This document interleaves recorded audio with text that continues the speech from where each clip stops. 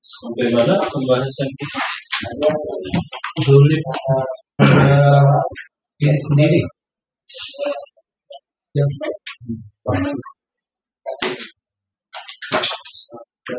Dolim itu nafsi. Apa? Terutama tauhid.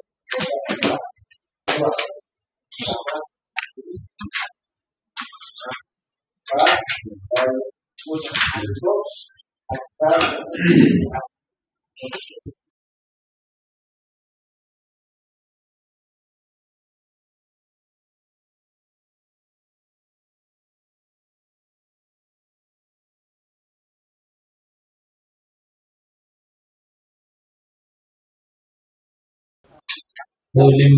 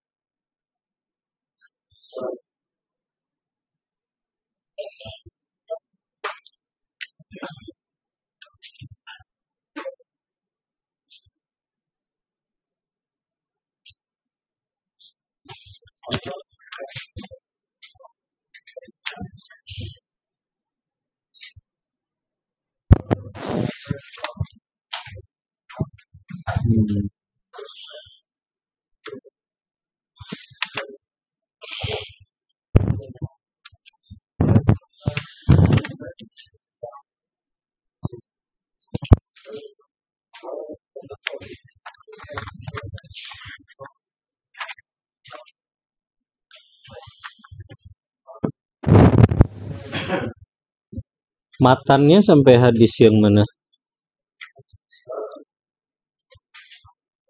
Hadis Utban udah.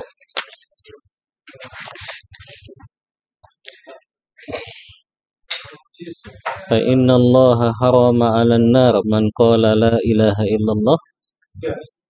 Sampai situ kemarin. Berarti hadis tentang Musa yang belum.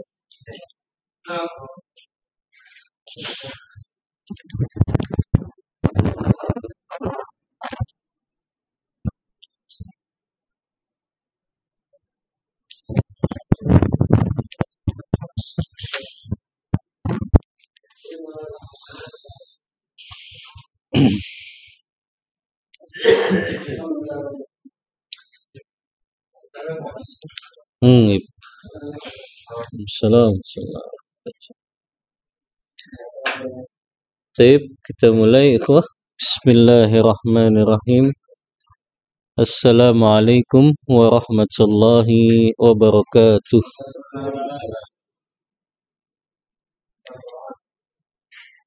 Innal hamdalillah hamdan katsiran tayyiban mubarakan fih kama yuhibbu rabbuna wa yardah.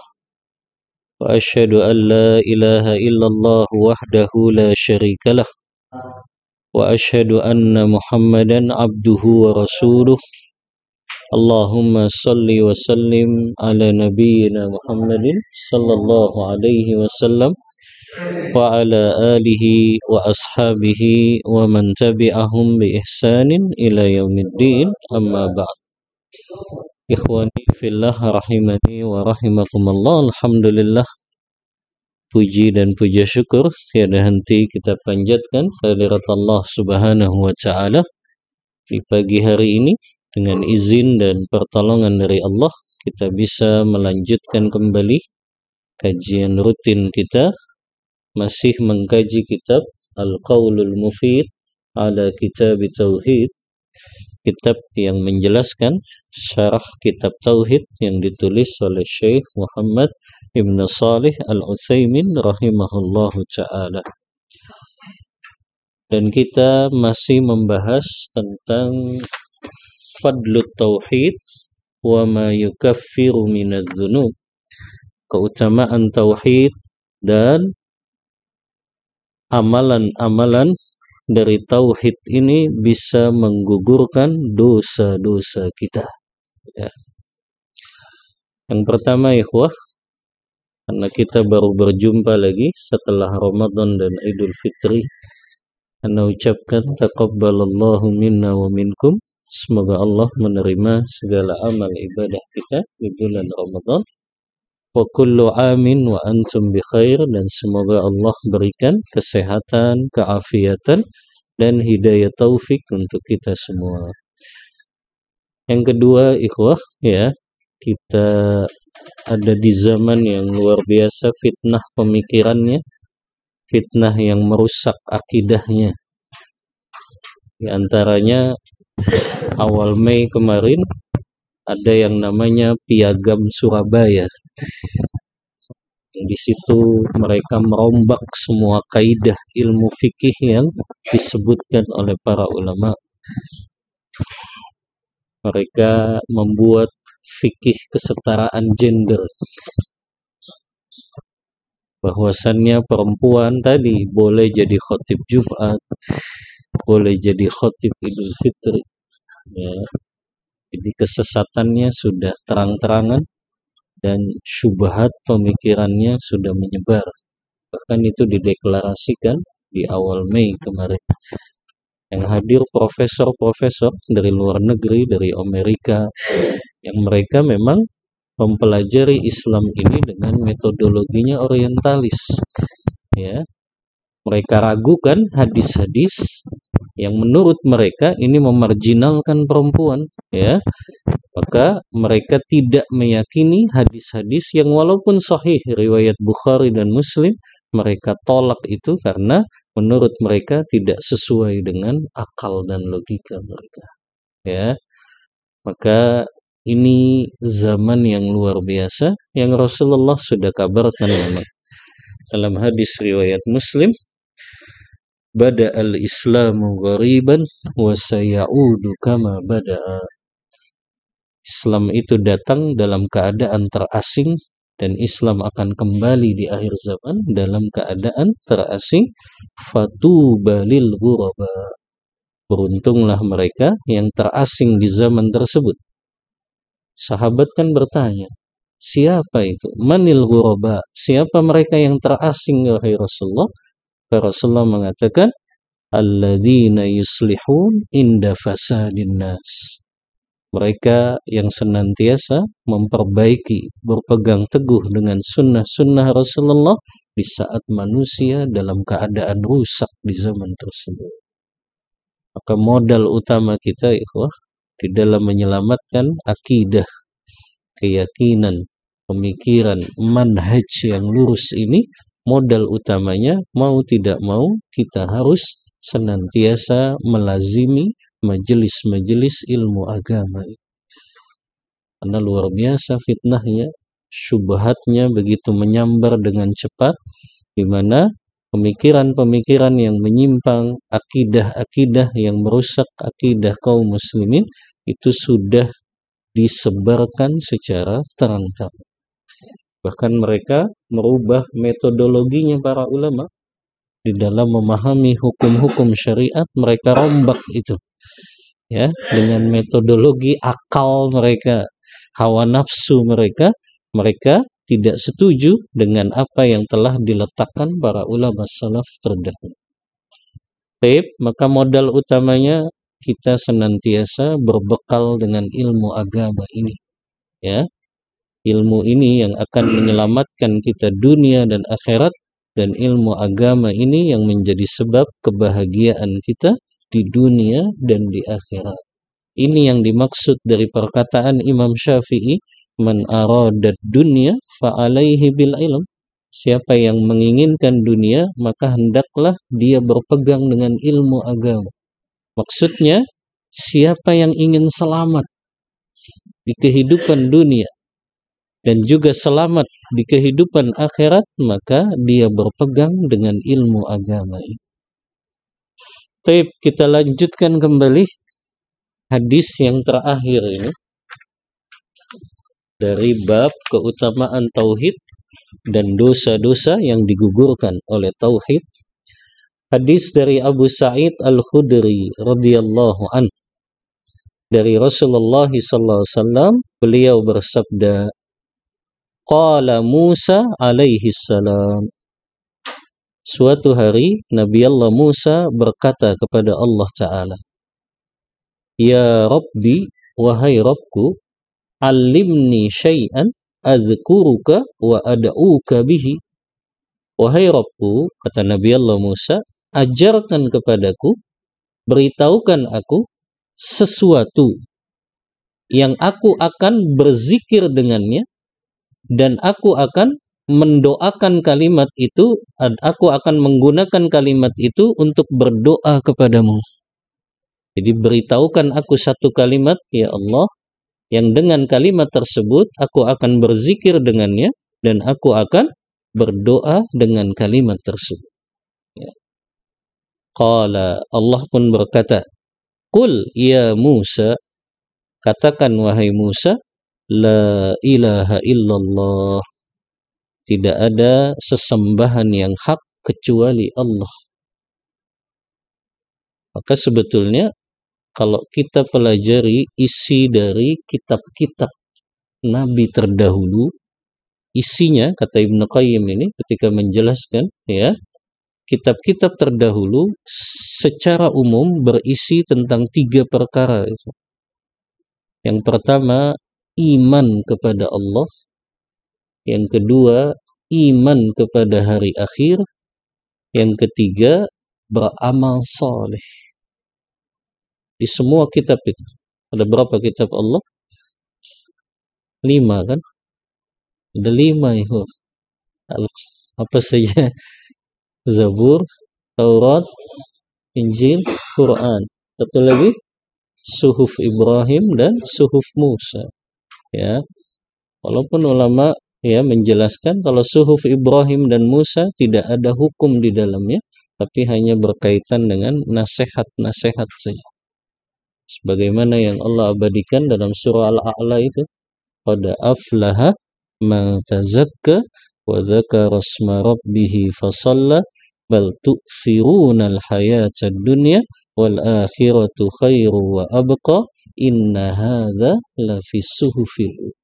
Isinya suhuf Ibrahim dan Musa itu nasihat, wejangan-wejangan, ya. Nah, Nabi Allah Musa juga di sini dapat dari Allah kalimat tentang beriman kepada Allah dengan benar, yaitu la ilaha illallah, tidak ada sesembahan yang hak kecuali Allah.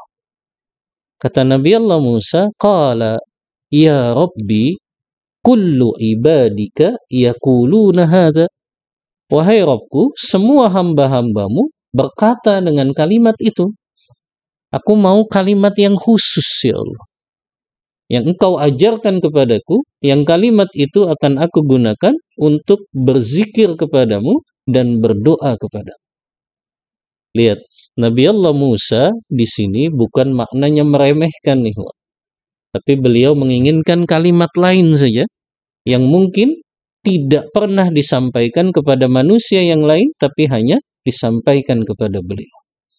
Maka Allah mengingatkan, ya Musa, wahai Musa, lau anna samawati sab'a wa amirahunna ghairi wal aradina sab'a fi kiffatin wa la ilaha illallah fi kiffatin malat bihinna la ilaha illallah. Rawahu Ibnu Hibban wal Hakim wa sahhahul Hakim. Ya. Kata Allah, wahai Musa, seandainya 7 lapis langit beserta isinya selain aku, dan 7 lapis bumi beserta isinya, ya, ditempatkan di satu timbangan, dan kalimat la ilaha illallah ditempatkan di satu timbangan yang lain, maka niscaya akan lebih berat kalimat la ilaha illallah dibandingkan 7 lapis langit dan 7 lapis bumi tersebut. Maka di sini keutamaan tentang kalimat tauhid la ilaha illallah. Ya. Makanya di sini kata Syekh Utsaimin rahimahullah ketika menjelaskan hadis ini, makna kalimat la ilaha illallah bisa menjadi berat di satu timbangan mengalahkan 7 lapis langit dan 7 lapis bumi, itu apabila kalimat la ilaha illallah diamalkan sesuai dengan syarat-syaratnya.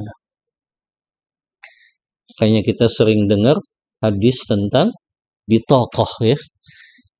Hadis bitaqah antum masih ingat? Seseorang yang membawa 99 dosa.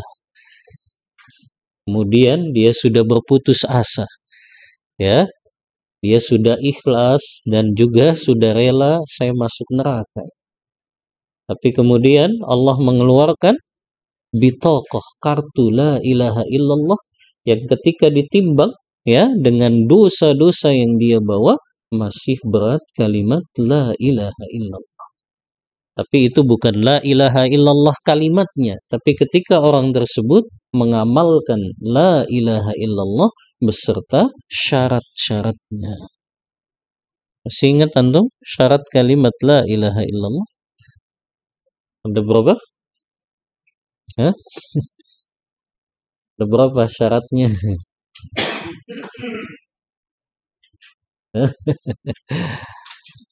Ada 7. Apa saja? Al-ikhlas,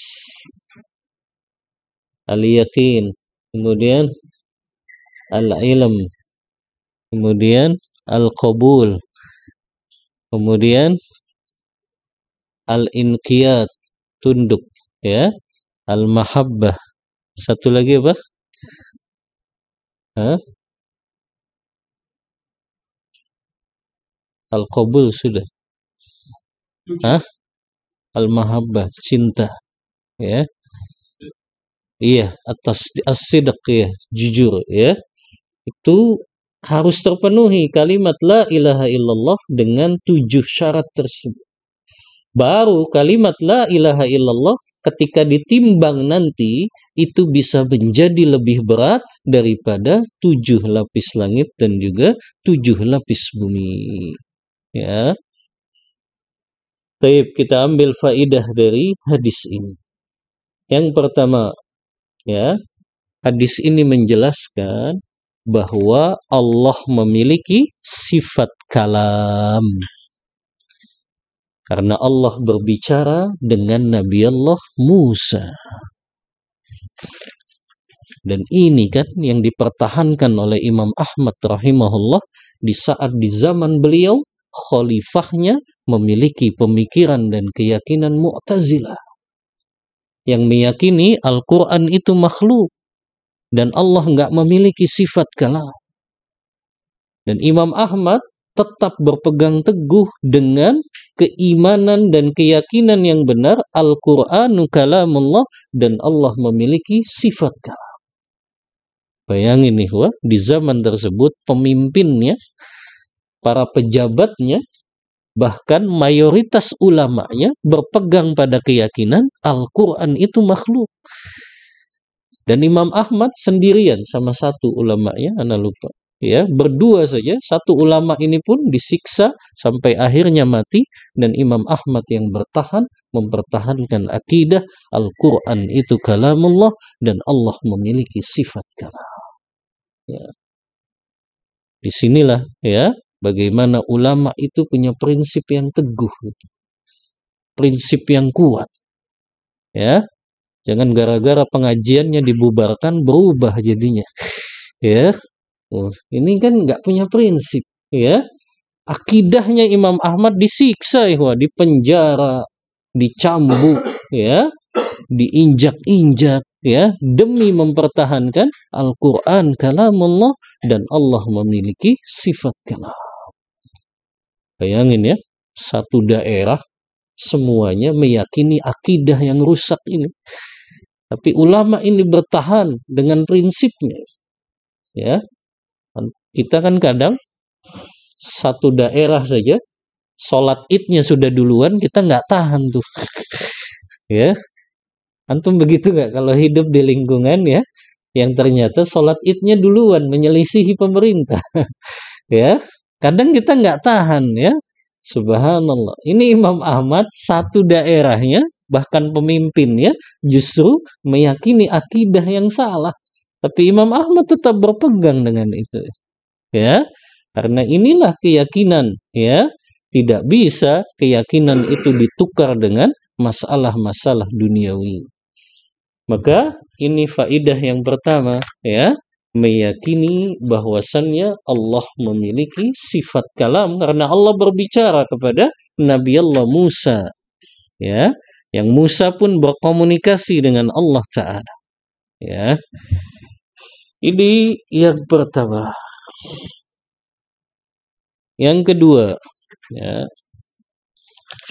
kata Syekh Utsaimin rahimahullah, ya, kasratus sawabi tauhidi indallah. Begitu besarnya pahala orang yang mengamalkan tauhid ini. Karena tadi kalimat tauhid yang dipenuhi dengan syarat-syaratnya itu bisa mengalahkan timbangan 7 lapis langit dan 7 lapis bumi. Ya.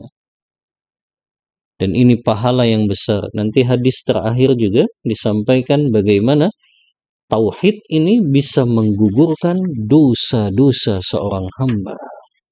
Ya. Ini dari kalimat tadi ya, bahwasannya apabila kalimat tauhid ini ditimbang di satu sisi timbangan dan 7 lapis langit, 7 lapis bumi ditimbang dengan timbangan yang lain, maka masih lebih berat kalimat tauhid tersebut. Ya. Kemudian ikhwah, ya. Hadis yang selanjutnya, ini hadis terakhir. Walit Tirmidzi wa hassanahu, hadis dari Imam Tirmidzi dan Imam Tirmidzi menghasankan hadis ini. Hadis ini dicatat Imam Nawawi di hadis Arba'in yang terakhir, yang ke-42. Kata Anas bin Malik, sami'tu Rasulullah sallallahu alaihi wasallam yaqul, aku mendengar Rasulullah sallallahu alaihi wasallam bersabda, qala Allah Ta'ala, Allah Ta'ala berfirman. Ini namanya hadis apa? Qudsi. Apa bedanya hadis qudsi dengan hadis nabawi?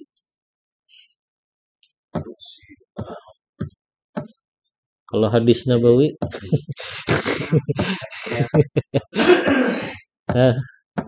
apa perbedaan hadis qudsi dengan hadis nabawi?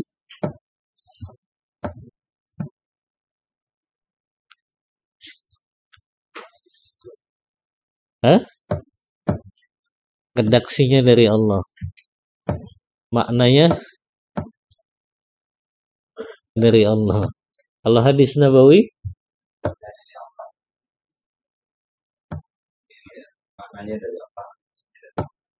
Rasulullah. Iya, itu perbedaan hadis qudsi dan hadis nabawi. Hadis qudsi makna dan redaksinya dari Allah langsung. Kalau hadis nabawi maknanya dari Allah, redaksinya dari Rasulullah. Apa perbedaannya hadis qudsi dengan Al-Quran? Kalau hadis qudsi makna dan lafaznya, redaksinya langsung dari Allah, terus apa bedanya dengan Al-Quran? Apa bedanya?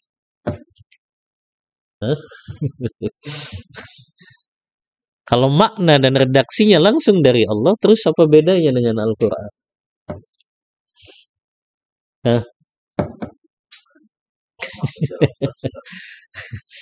Dijelaskan oleh ulama perbedaan hadis qudsi dengan Al-Quran. Yang pertama, Al-Quran itu semua kalimatnya al-manqulu ilaina bitawatur, sampai kepada kita secara mutawatir. Hadis mutawatir itu para ulama menjelaskan definisinya diriwayatkan minimal oleh 10 sahabat. Tapi Al-Quran itu 20 sampai 70 sahabat meriwayatkan. Tapi kalau hadis qudsi, dia tidak semuanya mutawatir. Bahkan sedikit sekali hadis qudsi yang mutawatir. Kebanyakan mereka riwayatnya adalah hadis ahad. Yang meriwayatkan paling 1 sahabat, 2 sahabat, 3 sahabat. Tidak lebih dari 10 sahabat yang meriwayatkan hadis qudsi ini. Dan Al-Quran sudah terpercaya, tidak ada yang lemah. Tapi kalau hadis qudsi, ada yang lemah, yang palsu juga ada. Ya. Makanya Al-Quran itu kan dapat jaminan dari Allah. Ya. Inna nahnu nazzalna dzikra wa inna lahu lahafizun. Sungguhnya kami yang menurunkan az-zikra, nama lain dari Al-Quran, dan kami yang menjaganya. Tapi hadis qudsi gak dapat jaminan Allah jaga hadis-hadis qudsi tersebut. Makanya muncul hadis qudsi yang palsu dan lemah sekali. Ya. Yang kedua juga perbedaannya, Al-Quran itu al-muta'abbad bitilawatih. Kalau kita membaca 1 hurufnya, kita dapat pahala 10 kebaikan. Tapi hadis qudsi enggak tiap 1 hurufnya 10 kebaikan. Nah, paling membacanya dapat kebaikan 1 saja. Tapi kalau Al-Quran, setiap hurufnya kita mendapat kebaikan. Ya. Ini perbedaan yang kedua antara Al-Quran dan juga hadis qudsi. Taib.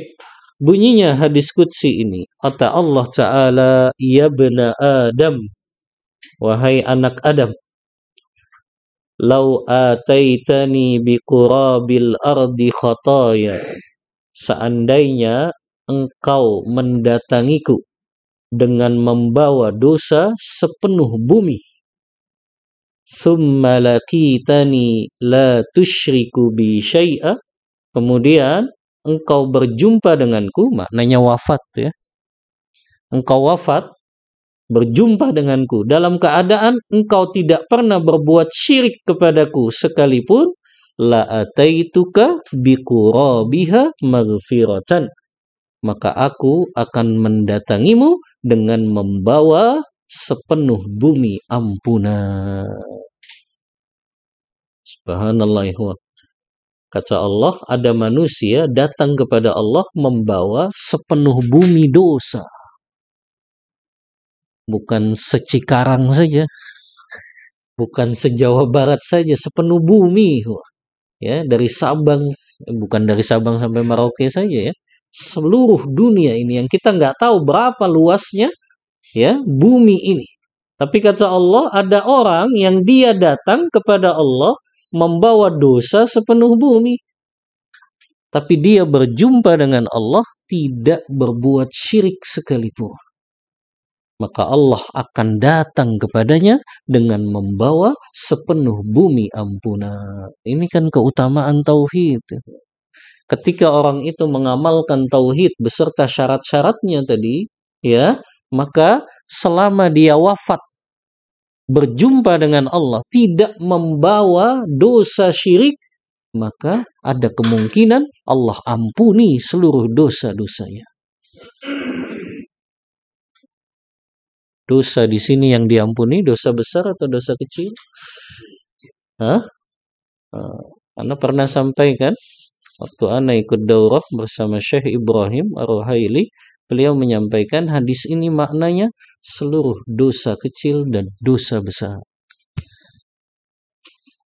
Seluruh dosa kecil dan dosa besar. Ada kemungkinan Allah ampuni karena sebab tauhidnya yang lurus.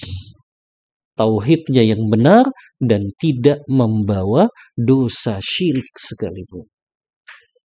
Oh, ini keutamaan tauhid ya. Masih ada kemungkinan orang yang dia jatuh dalam dosa besar tapi tauhidnya lurus. Dia akui itu kemaksiatan. Ya, dan dia pulang kepada Allah, berjumpa Allah, nggak bawa dosa syirik sekalipun, ada kemungkinan dosa besarnya Allah ampuni. Karena sebab tauhidnya yang benar, akidahnya yang benar, tidak berbuat kesyirikan kepada Allah Ta'ala. Ya. Baik, kita ambil faidah dari hadis ini. Ya. Yang pertama,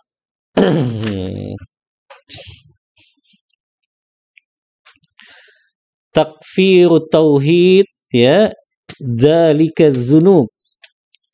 Tauhid itu menggugurkan segala dosa-dosa, ya.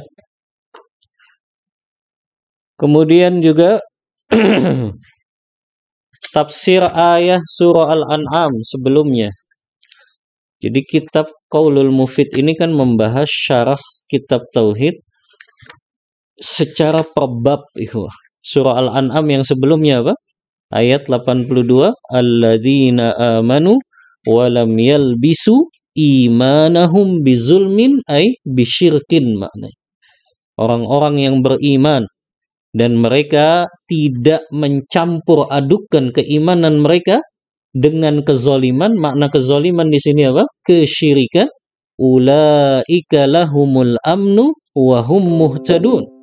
Maka mereka akan mendapat keamanan. Keamanan di sini di mana? Di dunia dan di akhirat. Di akhirat keamanannya apa? Keamanan dari masuk ke neraka secara kekal. Orang yang bertauhid, ya, dia punya kunci keamanan, yaitu dia aman, nggak akan kekal di neraka. Keamanannya itu, ya, walaupun mungkin terkadang dia masuk neraka terlebih dahulu, ya, tapi dia tidak akan kekal ke neraka selama dia membawa tauhid yang benar. Ya. Ini yang kedua, ya. Kemudian, ya, faidah selanjutnya juga, ya, ta'ammalil khamsil lawati fi hadisi Ubadah, ya. Perhatikan tentang, ya, 5 perkara dalam hadis Ubadah. Hadis Ubadah yang mana? Siapa yang bersaksi tidak ada sesembahan yang hak kecuali Allah. Yang kedua, dia bersaksi juga bahwasannya Muhammad itu hamba Allah dan Rasulnya. Kemudian dia bersaksi bahwasannya Isa ibnu Maryam itu juga hamba Allah dan Rasulnya. Dan dia bersaksi bahwasannya surga itu benar adanya. Dan dia bersaksi neraka itu benar adanya. 5 perkara ini kalau seseorang hamba meyakininya, maka dia dijamin masuk surga. Ya, ini yang dimaksud hadis Ubadah tadi. Ya. Yang keenam, annaka idza jama'ta bainahu wa baina hadisi I'ban wa ma ba'dahu. Apabila engkau gabungkan hadis Ubadah tadi, yang 5 perkara tadi, seorang yang meyakini 5 perkara tadi dia akan masuk surga, ya. Dan hadis Itban yang mana? Yang siapa yang dia apa hadisnya Itban?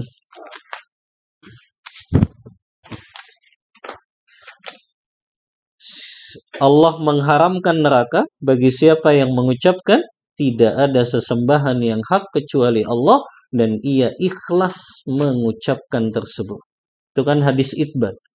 Kalau digabungkan hadis Ubadah, hadis Itban, dan hadis yang selanjutnya, maka jelas makna la ilaha illallah, tidak ada sesembahan yang hak kecuali Allah, maka itu menjadi syarat masuk ke dalam surganya Allah. Ya. Maka jangan ada lagi orang yang justru meyakini kalau dia berbuat kesyirikan dia bangga-banggakan. Ya. Ini ada orang kok bangga dia ikut sedekah laut gitu. Ya. Ada orang yang bangga dia ikut sedekah bumi, subhanallah. Yang itu semuanya perkara kesyirikan. Ya, demi untuk cari keridhaan manusia. Ya, dia cari keridhaan manusia tapi dia gadaikan akidah dan keimanannya, subhanallah. Ya. dengan bangga mengucapkan ya, ikut sedekah laut, sedekah bumi, ya, yang itu semua kesyirikan. Bagaimana seorang mukmin bangga ikut ritual-ritual kesyirikan? Yang justru hamba-hamba Allah itu, yang ibadur rahman, yang Allah sebutkan di akhir surah Al-Furqan itu kan, di antara sifatnya mereka adalah walladzina la yashhaduna zur. Mereka itu orang-orang yang tidak pernah mau menyaksikan ritual-ritual kesyirikan. Itu maknanya kan, kata para ulama tafsir, alladzina la yashhaduna dzura, bukan saja mereka tidak pernah memberikan saksi yang palsu, tapi maknanya mereka enggak menghadiri ritual-ritual kesyirikan. Ini sifatnya ibadur rahman, ya, yang mereka ikut saja, bergabung saja dengan ritual-ritual kesyirikan, enggak mau. Ya. Walladzina la yashhaduna dzura wa idza marru bil lagwi marru kirama. Kalau mereka melewati ada ritual-ritual kesyirikan, mereka lewati itu dan mereka berjalan dengan kemuliaan. Maka ini di antara faidah yang keenam. Kemudian faidah selanjutnya kata Syekh Utsaimin, ya. At-tanbih, ya, li syarti alladhi fi hadisi itban. Perhatian untuk memenuhi syarat orang yang mengucapkan kalimat la ilaha illallah tersebut. Maka bukan sekedar ucapan tadi ya, harus dipenuhi syarat-syaratnya baru dia bisa masuk ke dalam surga dan Allah haramkan dia untuk masuk ke dalam neraka. Ya. Kemudian juga ya, kaunul anbiya yahtajuna litanbih ala fadli la ilaha illallah. Para nabi dan rasul juga mereka membutuhkan perhatian atas keutamaan kalimat la ilaha illallah. Maksudnya para nabi dan rasul mereka pun perhatian untuk memenuhi syarat-syarat dari kalimat la ilaha illallah. Ya. Kemudian an-nassu ala annal aradin sab'un kas-samawat. Hadis Musa tadi juga menjadi dalil ya, bahwasannya memang bumi ini memiliki 7 lapis dan langit juga memiliki 7 lapis. Ya. Dan banyak memang hadis-hadis yang menunjukkan keberadaan bumi ini memiliki 7 lapis. Ya. Seperti hadis Bukhari Muslim juga, man akhadha ardon zulman, siapa yang mengambil tanah seseorang 1 jengkal saja, maka Allah akan timpakan pada hari kiamat 7 lapis bumi kepadanya. Subhanallah, mengambil tanah seorang dengan cara zalim 1 jengkal nih. 1 jengkal berapa senti? 20 senti. Ngambil tanah orang dengan cara zalim, ya, dengan cara yang batil 1 jengkal, Allah timpakan 7 lapis bumi kepadanya pada hari. Ya, itu 1 jengkal ya, apalagi 1 hektar ngambilnya. Ya, nah ini juga dalil memang bumi 7 lapis, langit juga memiliki 7 lapis. Bahkan di setiap langit itu kan ada malaikat yang menjaganya. Ya, bahkan Rasulullah ketika Mi'raj itu kan di setiap langit beliau bertemu dengan nabi-nabi. Ya, saat melakukan Mi'raj, ya, beliau ketemu Nabi Isa, Nabi Yusuf, ya, dan yang lain sebagainya. Kemudian faidah selanjutnya, isbatus sifat khilafan lil asy'ariyah. Kata Syekh Utsaimin, menetapkan sifat-sifat Allah dan ini menyelisihi orang-orang Asy'ariyah. Jadi orang-orang Mu'tazilah itu kan mereka menafikan seluruh sifat-sifat Allah. Tapi kalau Asy'ariyah mereka meyakini sebagiannya dan menafikan sebagiannya. Ini bedanya Mu'tazilah dengan Asy'ariyah. Ya. Makanya Abu Hasan Al-Asy'ari, ya, beliau dikenal orang yang memang dulunya sempat bergabung dengan pemikiran Mu'tazilah. Makanya terbawa ketika beliau, ya, memiliki pemikiran Asy'ari ini. Ada pemikiran-pemikiran Mu'tazilah yang beliau bawa. Walaupun di akhir hidupnya, alhamdulillah beliau kembali kepada akidah Ahlus Sunnah wal Jamaah yang meyakini seluruh nama-nama dan sifat-sifat Allah. Ya, jadi ini perbedaannya. Kalau Asy'ari mereka memang menetapkan beberapa sifat-sifat Allah, tapi mereka juga meniadakan sebagiannya. Dengan cara apa? Mereka mentakwilnya. Ya, mereka mentakwil, ya, tangan Allah, yaitu berupa kekuasaan. Ya, mereka takwil juga wajah Allah. Ya, yang kita wajib menetapkan itu karena itu kabar dari Al-Quran. Adapun bagaimana itu yang tidak boleh kita tanya. Ya. Kemudian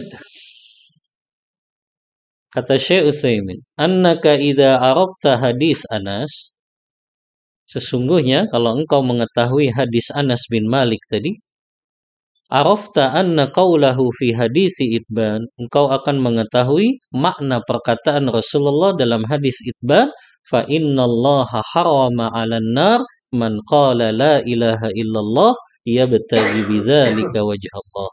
Sesungguhnya Allah mengharamkan neraka atas orang yang dia mengucapkan tidak ada sesembahan yang hak kecuali Allah, dan dia ucapkan itu semata-mata hanya untuk mengharap wajah Allah. Maknanya dia tinggalkan kesyirikan.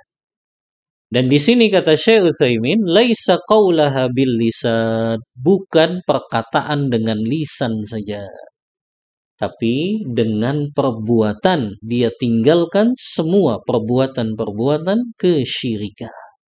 Ya.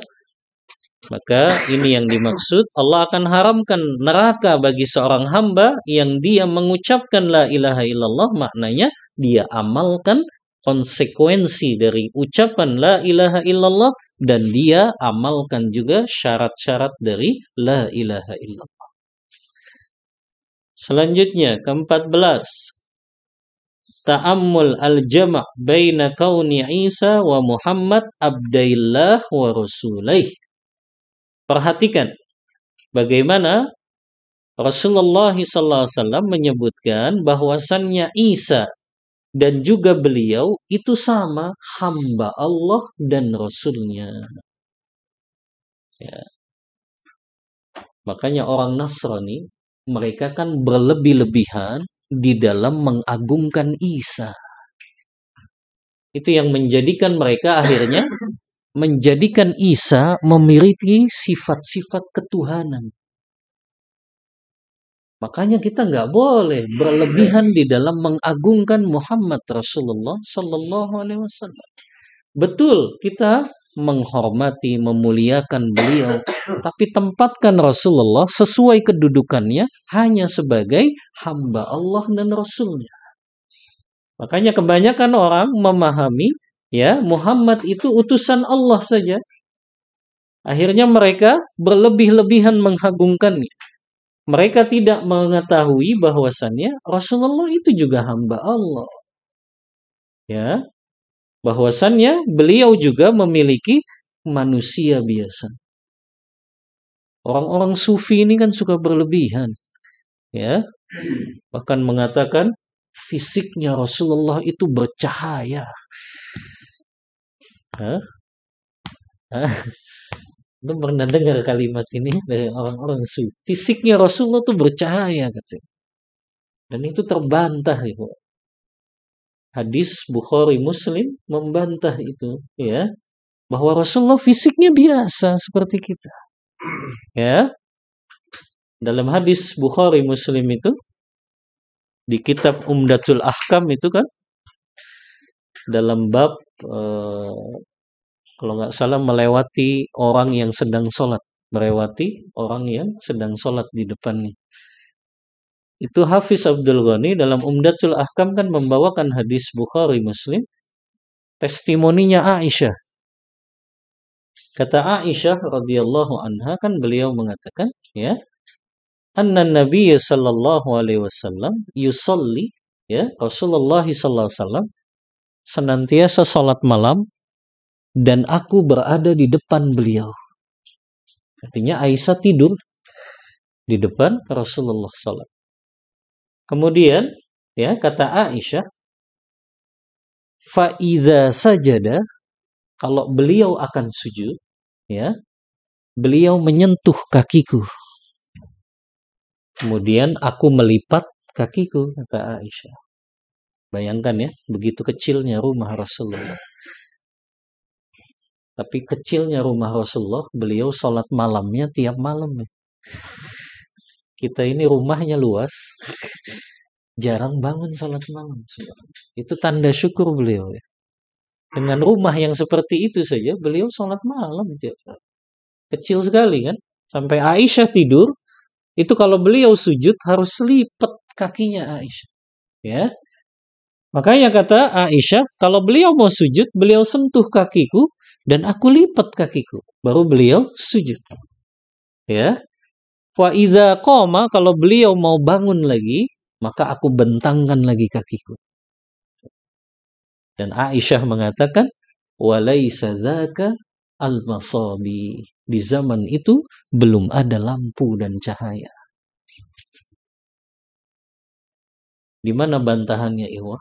Kalau Rasulullah fisiknya bercahaya, Aisyah nggak usah nunggu disentuh kakinya Rasulullah. Karena sudah kelihatan Rasulullah mau sujud gitu. Beliau akan lipat kakinya. Tapi Aisyah kan enggak. Nunggu disentuh dulu kakinya, baru beliau tahu Rasulullah akan sujud dalam sholatnya. Ya. Oh, ini kan suka berlebihan orang-orang sufi. Ya. Padahal ya Rasulullah biasa kan fisiknya gelap berarti saat itu, kata Aisyah. Yang beliau nggak tahu kalau Rasulullah mau sujud kecuali setelah Rasulullah sentuh kakinya.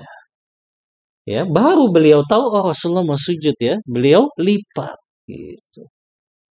Kalau seandainya bercahaya fisik Rasulullah, Aisyah nggak usah nunggu disentuh. Karena sudah kelihatan Rasulullah akan sujud nih. Ya. Makanya ini bantahan nih, ya. Orang-orang yang berlebihan di dalam mengagungkan Rasulullah sampai-sampai seolah-olah Rasulullah memiliki sifat ketuhanan. Ya. Dan ini mengerikan. Sebagian muslim sampai kalau mereka berdoa di Raudhah, ya.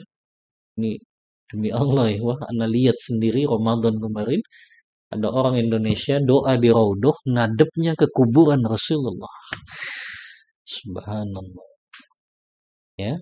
Bukan menghadap kiblat, ke samping dia hadapi ke kuburannya Rasulullah.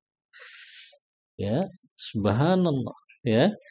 Ini kan mengerikan sekali. Mereka sudah menempatkan Rasulullah pada derajat ketuhanan. Ya. Yang mereka mintanya kepada Rasulullah. Ya, ini yang diperbaiki oleh Syekh Muhammad bin Abdul Wahab. Ya. Yang zaman dulu juga ada kuburannya sahabat Zaid ibnul Khattab yang manusia pada minta-minta ke situ. Berdoanya ke situ. Ya, ini yang diperbaiki, ya, bahwa berdoa kepada selain Allah itu kesyirikan yang paling besar. Ya, kesyirikan yang paling besar itu menjadikan doanya kepada selain Allah. Makanya ini yang dikhawatirkan Rasulullah kan, la tatruni kama atra'atin nasara Isa bin Maryam. Jangan kalian kultuskan aku sebagaimana orang-orang Nasrani mengkultuskan Isa ibnu Maryam. Ini yang disebut dengan tafrid, ikhwah, berlebih-lebihan di dalam mengagungkan seorang nabi dan rasul. Tempatkan mereka sesuai kedudukannya saja. Mereka utusan Allah. Betul, kita wajib mengimani, kita wajib meyakini kabar mereka benar, dan kita memuliakan mereka, tapi tidak sampai pada derajat ketuhanan. Ya, dan ini yang harus diyakuni. Nabi Allah Isa, Nabi Allah Muhammad, Abdullah wa Rasul. Mereka selain utusan Allah, mereka juga hamba Allah yang beribadahnya hanya kepada Allah saja. Ini yang ke-14 ya. Yang ke-15, ma'rifatu ikhtisasi Isa bikaunihi kalimat Allah. Mengetahui kekhususan Nabi Allah Isa. Dari mana kekhususannya? Yaitu kalimat Allah. Apa yang dimaksud kalimat Allah di sini? Kun fayakun.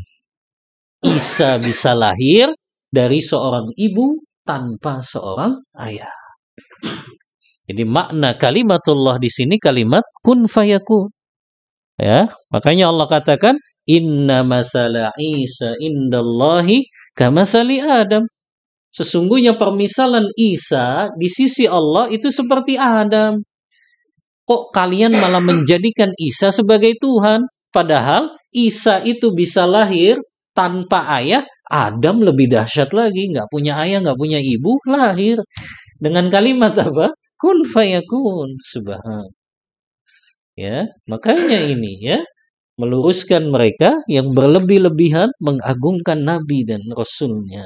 Ya, kekhususan Isa di sini disebutkan untuk meluruskan orang-orang Nasrani ini bahwa Isa memang Allah ciptakan dengan kalimatnya, kalimat kun fayakun. Terjadilah maka terjadilah. Ya. Kemudian juga ma'rifatu kaunihi ruhan min. Nah, ini juga banyak disalahfahami.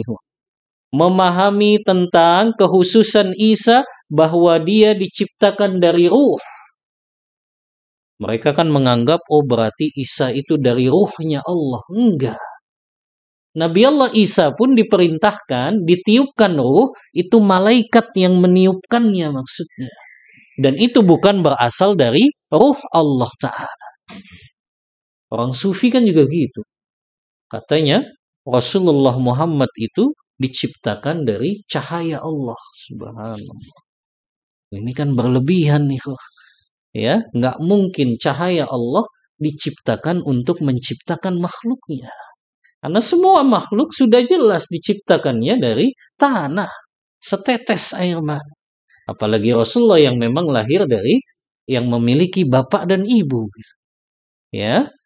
Maka kadang berlebihan ini yang akhirnya menumbuhkan ya mitos-mitos ya khurafat-khurafat tentang ya masa-masa kelahiran Rasulullah Sallallahu Alaihi Wasallam. Maka Isa juga seperti itu.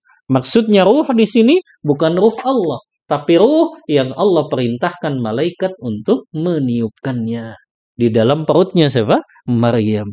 Ya, karena nggak punya benih Maryam ini. Ya. Karena tidak digauli oleh seorang laki-laki, maka malaikat langsung yang meniupkan ruh di dalam perutnya Maryam ini.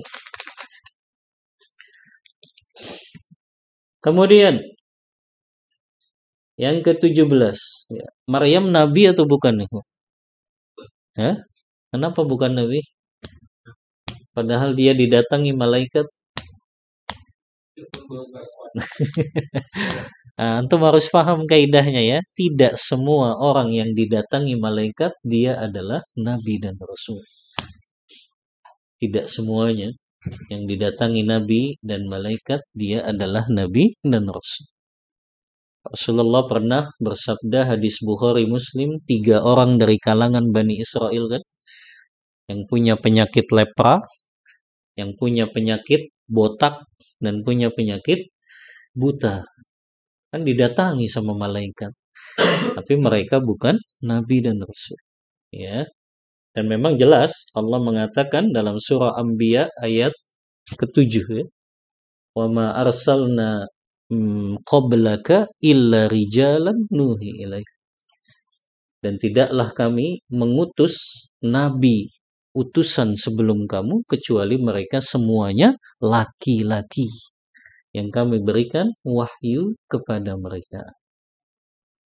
Ini kalau sama orang liberal dibilangnya, wah ini anti kesetaraan gender. Ya, kok semua nabi laki-laki? Dibantah lagi sama mereka. Mereka nggak mau perempuan itu termarginalkan katanya. Ya, Padahal hikmahnya, ya, para ulama sebutkan. Kenapa seluruh nabi dan rasul laki-laki? Karena menyampaikan risalah dakwah itu berat dan harus berkesinambungan. Nggak boleh berhenti siang dan malam nih, nabi dan rasul itu dakwahnya. Kalau perempuan, mereka punya masa haid, mereka punya masa nifas, mereka punya masa melahirkan, menyusui. Masa nabi cuti dakwah? Nggak ada. Ya, nabi dan rasul nggak ada cuti dalam dakwah ya. Ya, kalau perempuan tercuti dulu kalau melahirkan, belum menyusui, ya. Itu hikmahnya kenapa semua nabi dan rasul mereka laki-laki, ya. Selanjutnya, ma'rifatu fadlil imani bil jannati wan nar. Hadis Ubadah tadi menjelaskan juga keutamaan mengimani surga dan neraka. Surga dan neraka sudah diciptakan atau belum? Sudah. Ya. Dalam surah Ali Imran Allah mengatakan wattaqun naral lati uiddat lil kafirin. Takutlah kalian kepada neraka yang sudah disiapkan untuk orang-orang kafir. Dalam surah Ali Imran juga Allah sebutkan surga yang sudah disiapkan. Wasari'u ila maghfiratin min rabbikum wa jannatin arduhas samawati wal ardu uiddat lil muttaqin. Allah siapkan untuk orang-orang yang bertakwa. Orang yang beriman, surga dan neraka itu ada dan hak benar adanya, itu termasuk salah satu sebab masuk ke dalam surganya Allah. Kemudian juga ma'rifatu qawlihi ala ma kana minal amal. Nah, ini hadis Ubadah juga tadi ya, yang menyebutkan orang yang meyakini 5 tadi, bersaksi tidak ada sesembahan yang hak kecuali Allah, dan sesungguhnya Muhammad itu hamba Allah dan Rasulnya. Kemudian juga Isa hamba Allah dan Rasulnya. Kemudian juga adanya surga dan adanya neraka, maka mereka masuk surga walaupun dengan amal apapun yang mereka bawa ketika menghadap Allah, selama mereka tidak berbuat syirik kepada Allah, ya. Jadi sekecil apapun amal mereka, kalau tauhidnya benar, itu jaminan surganya. Yang ke-19, ma'rifatu annal mizana lahu kiffatan. Memahami bahwasannya timbangan Allah itu memang ada 2 sisi. Ada sisi yang satu nanti akan menimbang amal kebaikan dan keburukan.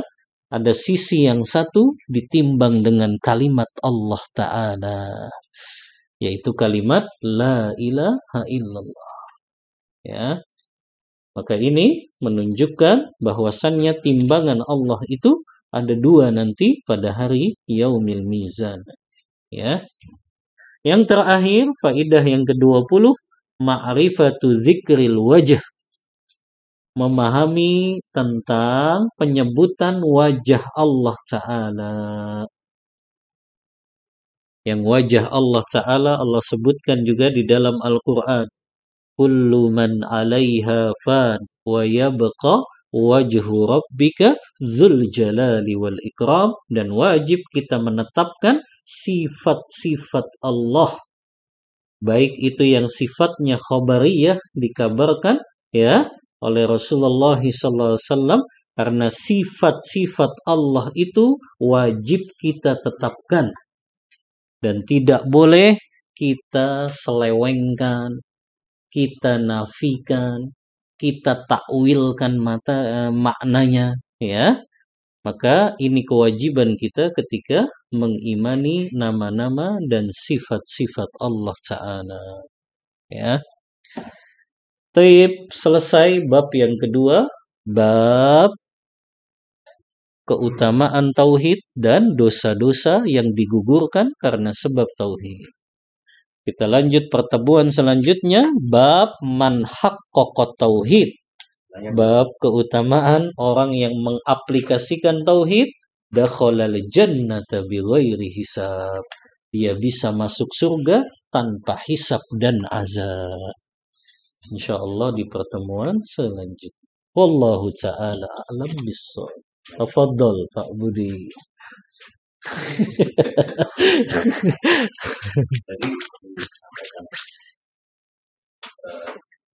apa tanpa melakukan syirik itu syarat utama kita Nah, melakukan syirik yang mana ada asgar iya. dan juga apakah jadi penghalang juga. Iya, jazakallah khair. Pertanyaan yang bermanfaat ya.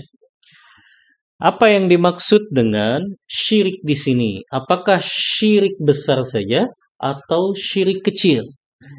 Memang ulama akidah berbeda pendapat itu, ya. Namun pendapat yang lebih kuat, kalau seseorang itu masih melakukan syirik besar, itu sudah sepakat ulama, dia tidak akan bisa masuk surga dan kekal selamanya di dalam neraka.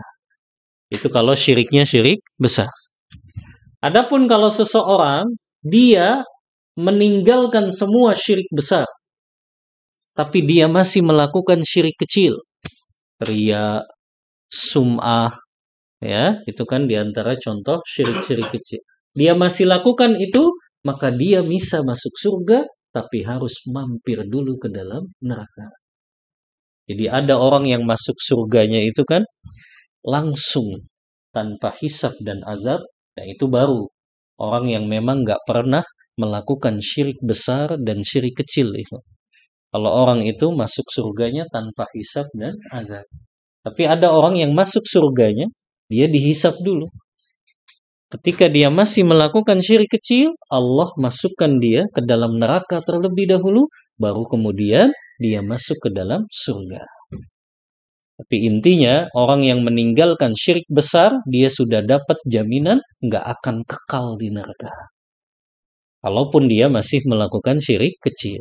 Tapi tadi ya, orang yang melakukan syirik kecil, dia tetap masuk ke dalam surga, walaupun harus mampir dulu ke dalam nerakanya.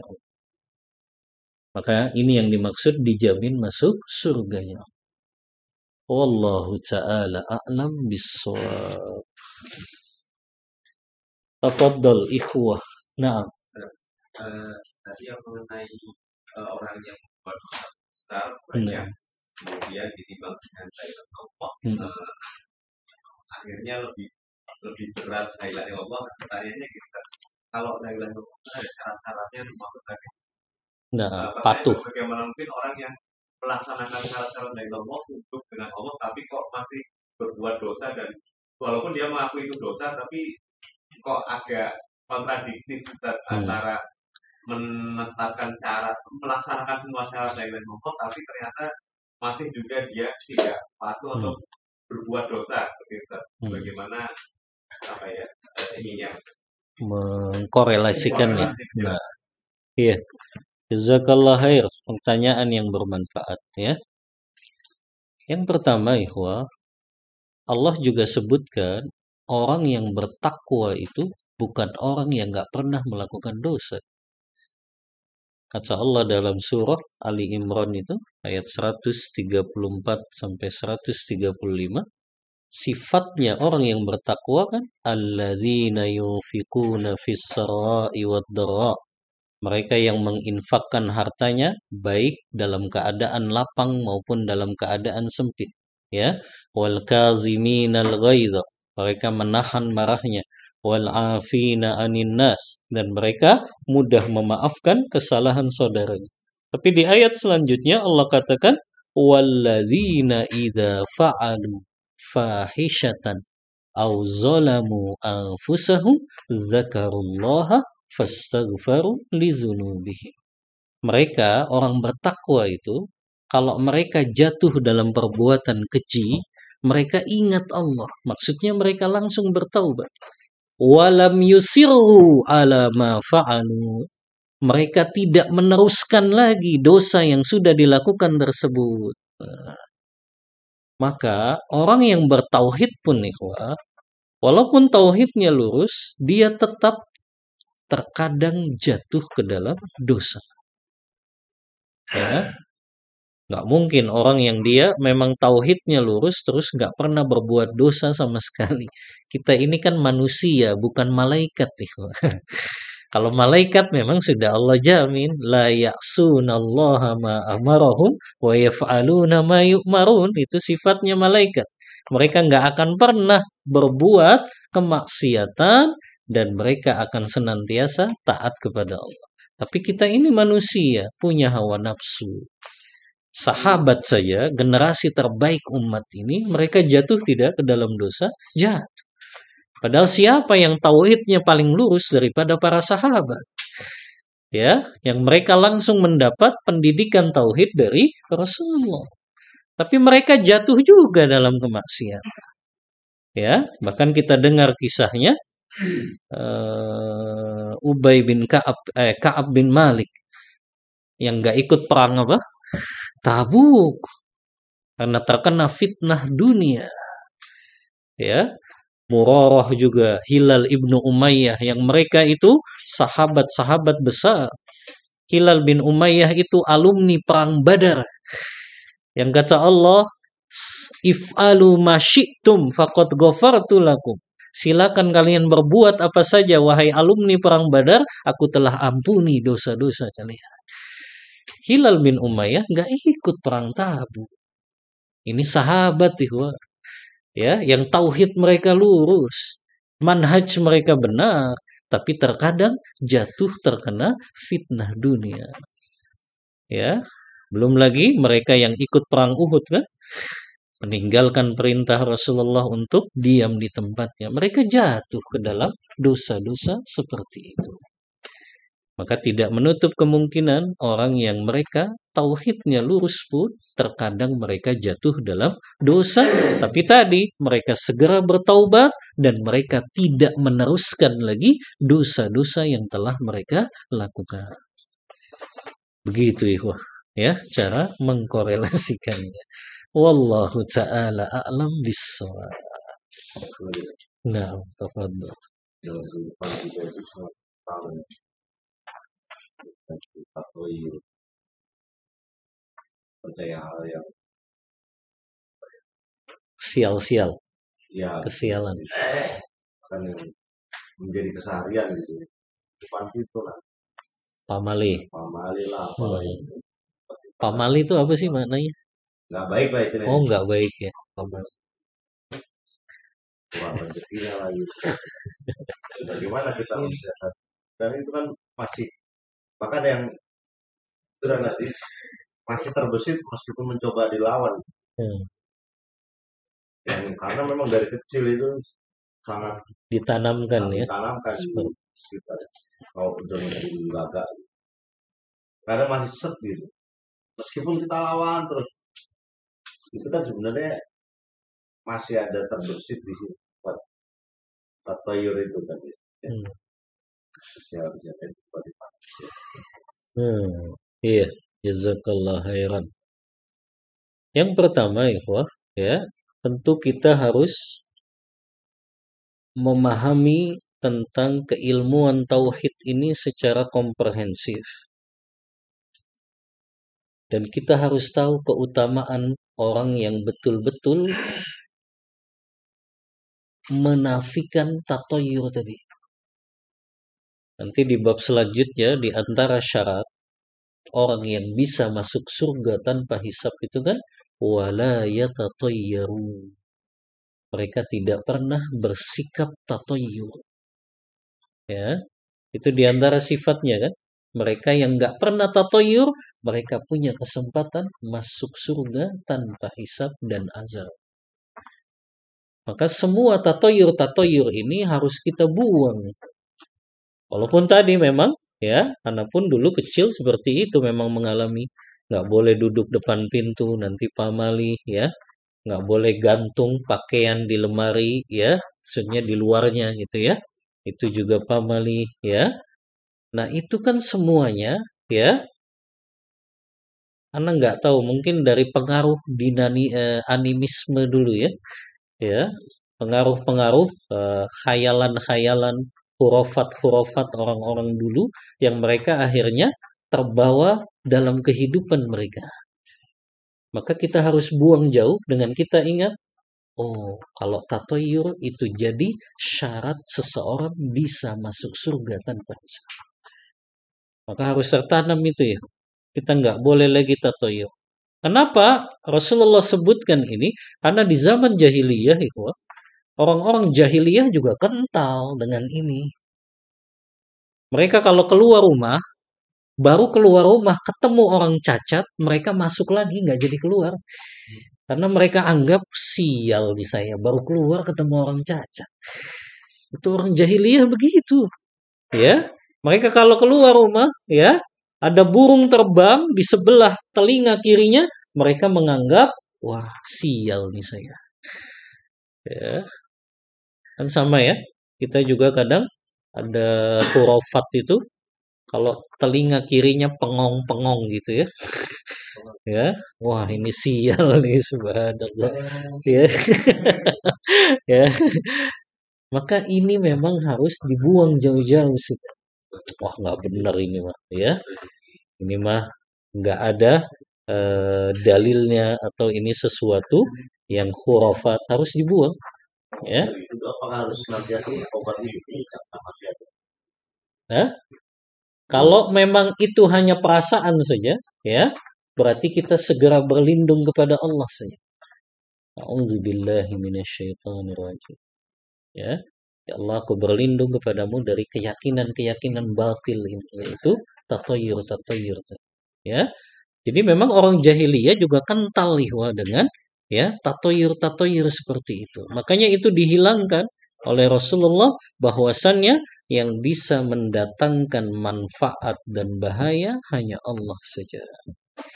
Ya, maka kita nggak meyakini angka-angka sial, hari-hari sial, bertemu dengan seseorang jadi sial. Nggak boleh seperti itu, karena tadi yang bisa menetapkan manfaat dan bahaya hanya Allah saja. Keyakinan kita juga kan banyak dari Cina ya. Angka 4 itu sial kan dari Cina itu ya. Makanya di lift itu nggak ada angka 4 ya. Ya, 13 juga. Iya, di angka 4 juga kan. Di lift itu nggak ada angka 4 ya. Dan itu katanya keyakinan dari Cina. Mereka mempengaruhi pengaruh-pengaruh seperti itu ya. Makanya nggak ada ya keyakinan kita angka sial, bulan sial, hari sial, ketemu seseorang jadi sial, nggak ada ya. Semuanya takdir dan ketetapan Allah itu semuanya baik ya. Dan yang bisa mendatangkan bahaya dan manfaat hanya Allah saja, bukan karena sebab makhluk tertentu. Begitu yang harus kita yakini agar kita buang jauh-jauh ini sikap tatoyur ini. Wallahu a'lam Hari bishawab. baik itu berarti sama aja, Ustaz. Iya, Kalau hari banyak mempercayai satu hari. iya, nggak boleh mempercayai hari-hari tertentu baik, nggak boleh. Ya, kecuali mempercayai, meyakini hari-hari yang memang punya keutamaan dan itu memang ada dalilnya gitu kan. Seperti hari Arafah, hari Asyura, bulan Ramadan, iya itu jelas ada keutamaannya. Ya, tapi bukan berarti hari-hari selain itu menjadi tidak baik kan enggak, ya. Tetap hari-hari yang kita lewati insya Allah semuanya baik, ya. Sampai kita tertimpa musibah pun di hari itu, kita tertimpa bencana di hari itu nggak boleh kita katakan, oh ini hari sial ini. Nggak boleh. Tetap kita katakan itu hari baik. Kenapa? Karena minimal kalau kita ketimpa musibah itu kan, kita sudah digugurkan dosa-dosa kita. Gimana nggak baik, ikhwah? Digugurkan dosa kita. Ya, makanya kata Ibnu Qayyim kan ada 3 sungai yang bisa menggugurkan dosa kita di dunia. Ya, masih ingat antum 3 sungai ini? Bukan sungai Citarum. Ya, yang pertama Nahrut Taubah, sungai taubat. Ya. Yang kedua Nahrul Hasanat, sungai memperbanyak amal kebaikan. Di antaranya berwudu kan? Kata Rasulullah, siapa yang berwudu dengan sempurna, Ketika dia basuh wajahnya, maka gugurlah dosa-dosa yang ada pada matanya. Ya, ketika dia basuh kedua tangannya, gugurlah dosa-dosa yang dilakukan kedua tangannya. Ketika dia membasuh kakinya, maka gugurlah dosa-dosa yang pernah dilangkahkan kakinya ini ke tempat-tempat yang maksiat. Itu baru wudhu itu. Makanya ada sungai amal-amal soleh dan kebaikan. Dan yang ketiga, nahrul musibah. Sungai musibah. Itu menjadi penggugur dosa kita di dunia. Ya, makanya nggak boleh mengatakan hari itu sial ketika kita tertimpa bencana musibah. Justru itu hari baik karena Allah gugurkan dosa-dosa kita ketika kita ridho dengan musibah yang menimpa kita. Wallahu ta'ala a'lam bissawab. Na'am, tafadhal. Bisa itu masih ada seperti apa jarak kubur gitu Heeh. pas sampai di sana itu kan Oh iya, ya tidurnya di samping kuburan. ya numpang Subhanallah. gitu dan bahkan ada kayak apa aul kayak gitu ya Hmm. cara-cara itu di kuburan itu nah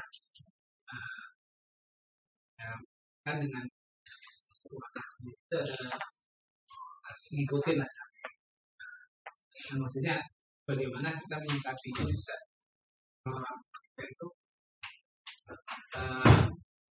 berbicara kalau kita misalkan kasih tahu misalkan yang mau itu boleh nah beliau waktu itu berbicara bahwa ini kan ajaran dari guru-guru kita nih mungkin kan guru-guru kita mengajarkan yang salah guru-guru kita nggak akan salah nggak akan yang benar gitu. Ya, kita ikutin nah sedangkan ya itu kan ajaran yang benar salah gitu Ustaz karena syirik lah nah kita tuh menjelaskan caranya gimana ya Ustaz mengasih penjelasan itu baiknya seperti apa Iya. Jazakallah khair. Pertanyaan yang bermanfaat ya. Apa sih tujuannya mereka sampai tidur bermalam di kuburan itu? Tujuannya ngapain? itu kuburan ini Ustaz kuburan wali Wali. Iya, ngapain mereka bermalam di situ?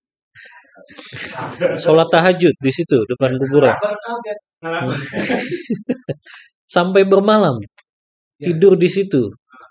Bahkan ya itu sholat subuh aja terlewat Ustaz. La haula wala quwwata illa Malah Terus mereka sholat subuhnya di mana? Di kuburan itu? Atau nggak sholat? Subhanallah. kadang-kadang juga kayak gitu.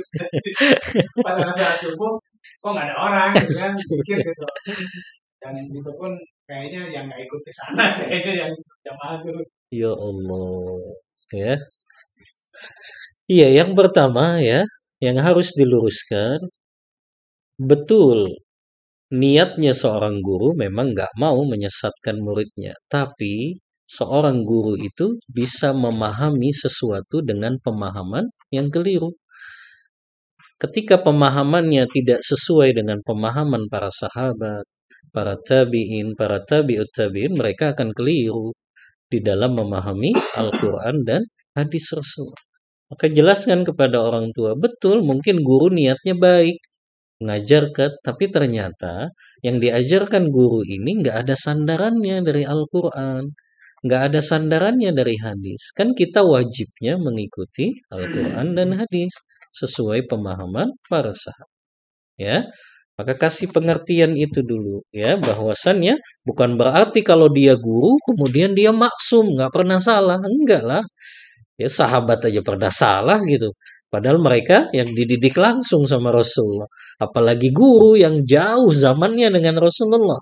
Pasti mereka jatuh juga dalam pemahaman yang keliru dan kesalahan. Ya. Yang kedua, ya, ziarah kubur itu disyariatkan. Tapi tentu harus sesuai dengan tuntunan Rasulullah. Antum kasih video kita aja itu. Ya, ya, kan sudah Sudah 1 juta lebih kayaknya yang view-nya.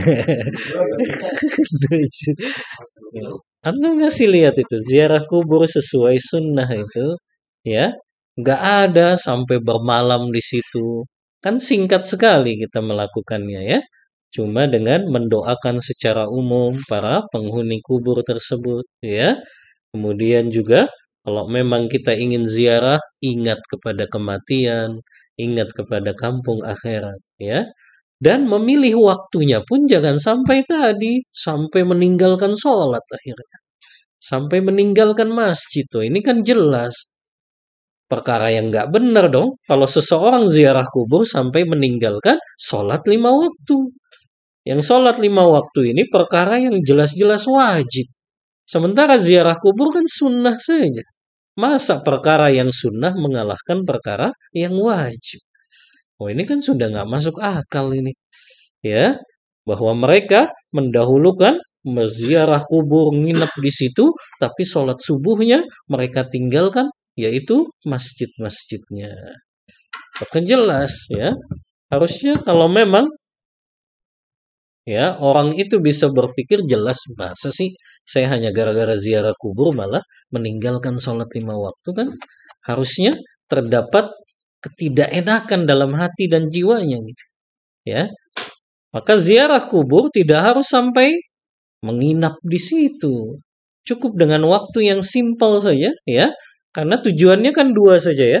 Mendoakan para penghuni kubur yang beriman di tempat itu, yang kedua mengingatkan kita pada kematian dan kampung akhirat. Kan itu saja. Ya. Hikmah dari Allah dan Rasul mensyariatkan ziarah kubur tersebut. Ya. Maka yang ketiga pun ya tentu kita ajarkan mereka sunnah-sunnah Rasulullah tentang ziarah kubur yang benar itu. Karena mungkin memang mereka nggak sampai ilmu itu kepada mereka. Yang mereka tahu tadi, yang diajarin gurunya, haul tadi, bermalam. Itu karena mereka nggak dapat ajaran yang benar bagaimana ziarah kubur yang sesuai sunnah Rasul.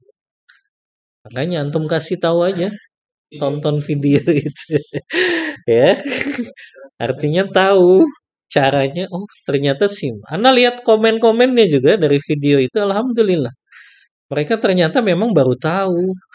Ya, oh kayak gini ya. Alhamdulillah ziarah kubur yang prakteknya langsung gitu. Mereka baru tahu gitu. Ternyata sesimpel itu saja gitu. Ya, nggak usah sampai bermalam tadi ya. Nggak usah akhirnya sampai mereka menetapkan waktu khusus sampai ziarah yang jauh-jauh ya. Ziarah ke makam wali fulan lah, subhanallah ya. Tapi nggak akan sesimpel itu nasihat. Nah, itu. Karena itu udah bertahun-tahun. Karena itu termasuk kaum kuburion waktu sebelum. Oh gitu. Karena memang kita yakin dengan begitu kita dapat manfaat saat itu. Bahkan beberapa orang itu pengen mencari kesaktian gitu. Oh, di antara alasannya Di ya. antara alasannya itu selain berkah, kesaktian, dilancarkan itu memang fakta. Karena pun ngalamin itu.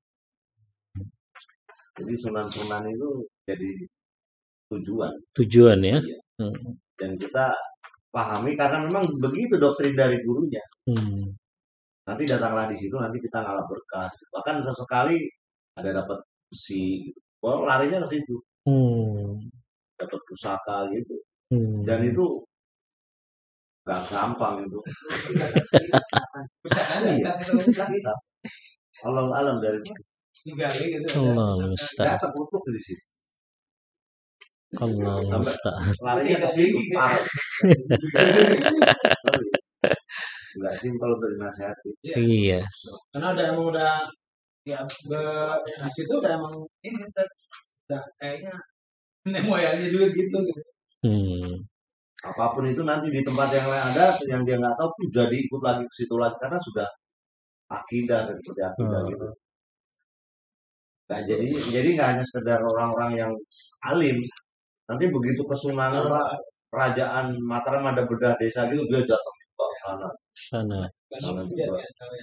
mauludan di sana, meskipun mauludan di dalamnya juga syarat dengan syirik. Jadi itu ya hidayah Allah ya. Iya. Hah? Wallahu a'lam ya. Kalau sunan itu ada, iya ya.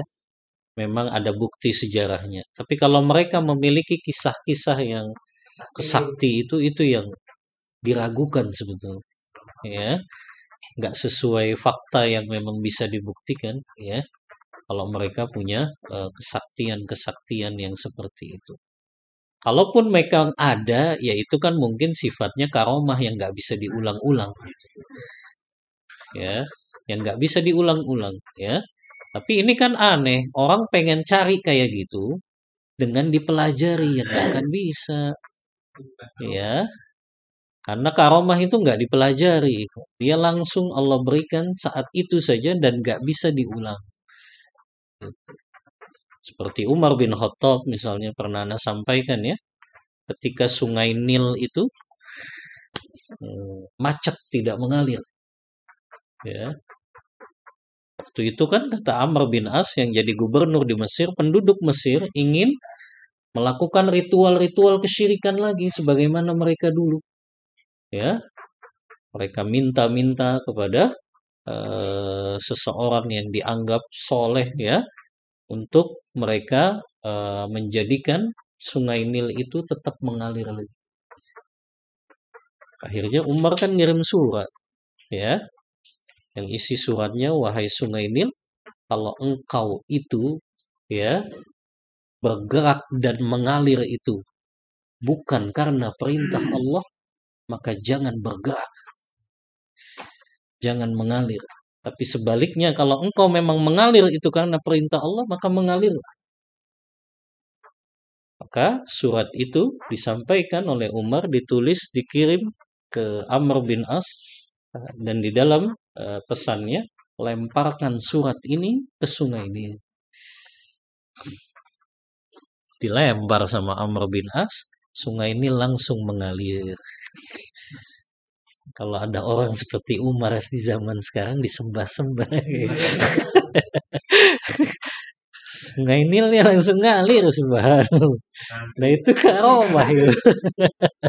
Ya. Itu karomah memang yang nggak bisa diulang gitu. Dan nggak dipelajari gitu. Ya, makanya sungguh kesalahan kalau orang ingin sakti tapi dengan mempelajari itu nggak ada. Ya. Makanya ujung-ujungnya mereka malah gila kan. Ya. Ya, gila mereka. Udah gitu udah gila disangka wali lagi. Kacau. Astagfirullah. Orang gila kok dibilang wali gitu. Makanya dibantah sama Syekhul Islam Ibnu Taimiyah, nggak mungkin orang yang nggak terkena beban syariat dia jadi wali Allah, itu nggak mungkin. Bagaimana dia jadi wali Allah sementara syarat wali Allah apa? Alladzina amanu wa kanu yattaqun. Mereka itu beriman dan bertakwa, dan nggak mungkin orang gila itu nggak kena beban syariat, nggak mungkin dia akan menjadi wali Allah. Oh, aneh, orang gila sekarang dianggap wali Allah. Wah, kacau sudah. Pemikirannya sudah luar biasa ini. Syubhat-syubhatnya luar biasa. Ya. Kita diajak kok semakin kacau ya pemikirannya gitu. Kalau menganggap orang gila itu sebagai wali Allah, padahal mereka nggak terkena beban syariat. Allah Ta'ala alam bisawab. Ya. Kalau kelihatan, tapi yang tadi termasuk juga subhat-subhat yang sekarang, terutama yang terkait dengan sifat Allah. Banyak ustadz-ustadz yang kaliber nasional yang pemikirannya tadi masih meyakini bahwa hanya meyakini 20 sifat Allah saja, sementara sifat-sifat yang lain seperti wajah, Allah itu turun, kemudian juga tangan itu mereka takwilkan dengan kepandian mereka dalam ceramah, sehingga orang awam berpikiran betul. Contoh seperti Allah di mana-mana, mereka menafikan Allah di atas ars. Itu sebenarnya yang sekarang menurut saya pribadi itu justru lebih berat di situ. Karena itu mayoritas orang kan. Ya, iya. Sama kan kondisinya ketika Imam Ahmad mempertahankan tadi Al-Quran, kalamullah di saat pemimpin, pejabat, mayoritas ulamanya juga memiliki keyakinan Mu'tazilah. Tapi Imam Ahmad kan tetap bertahan bersama murid-muridnya, ya. Dan dengan kesabaran Imam Ahmad di dalam berpegang teguh dengan keyakinan itu kan, dan tentu beliau pasti berdoa ya agar masyarakatnya diberikan hidayah. Kan setelah dua kekhalifahan itu, Al-Mu'tasim dan juga Al-Ma'mun, setelah itu kan Allah kirimkan khalifah Al-Mutawakkil yang kembali kepada akidah Ahlus Sunnah wal Jamaah. Makanya ikhwah, kalau mungkin orang tua sekarang sudah nggak mungkin kita rubah, kita berharap anak cucu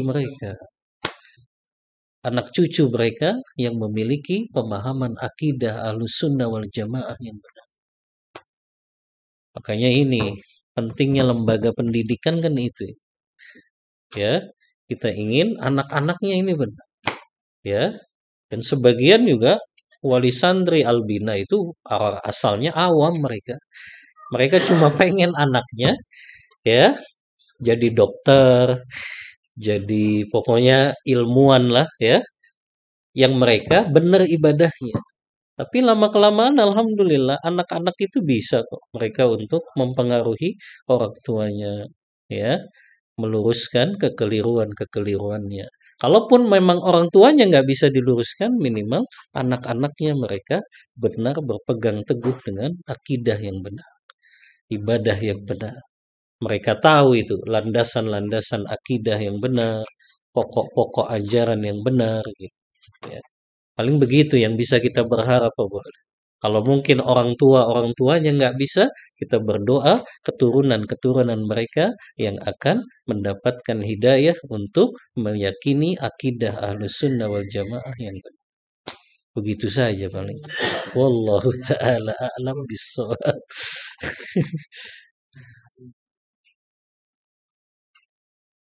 Ada lagi? Masya Allah banyak.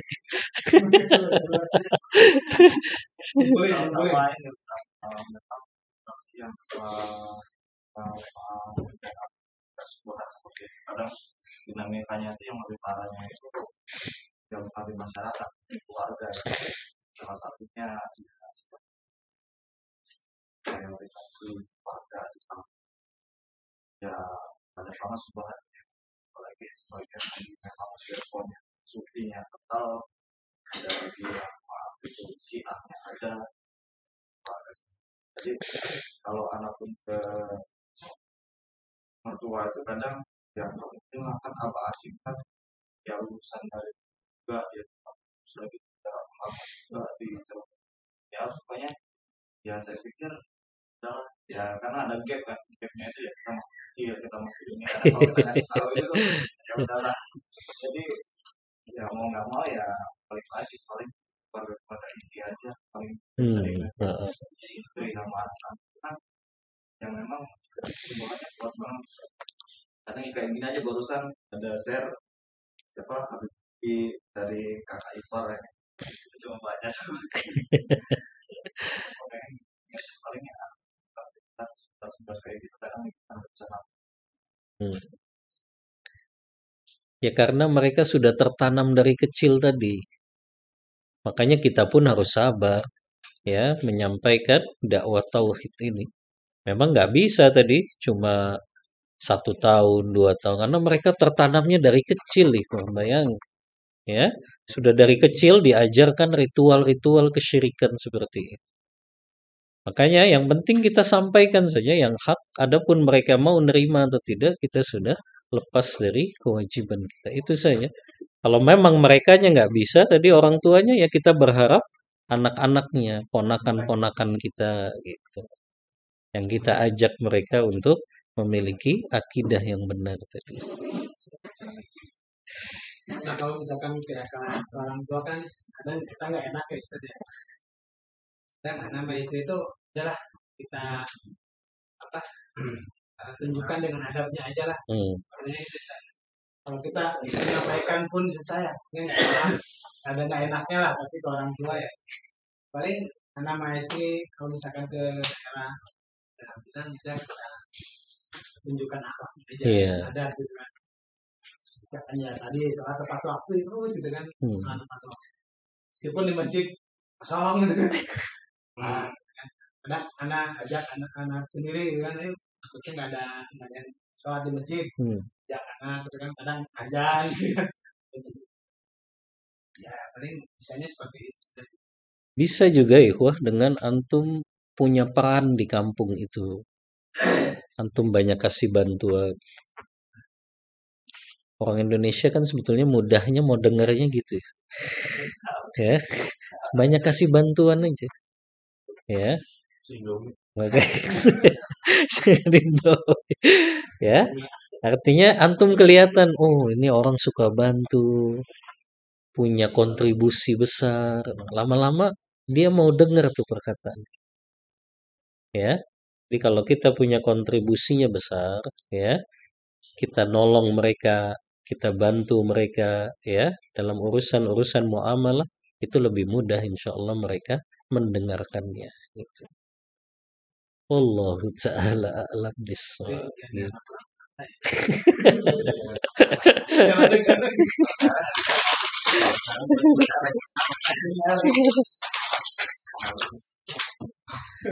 Cukup ikhwah ya. Insyaallah kita lanjut di pertemuan selanjutnya ya. Ini lebih menarik lagi nanti pertemuan selanjutnya. Mereka yang mengaplikasikan tauhid masuk surga tanpa hisab dan adab.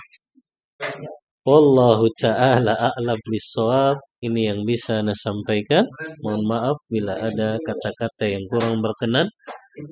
Aqulu qawli hadza wa astaghfirullah li wa lakum wa sallallahu ala nabiyyina Muhammadin wa ala alihi wa sahbihi wasallam. Kita tutup kajian kita membaca doa kafaratul majlis. Subhanakallahumma wa bihamdika asyhadu an la ilaha illa anta astaghfiruka wa atubu ilaik. Walhamdulillahi rabbil alamin. Wassalamualaikum warahmatullahi wabarakatuh.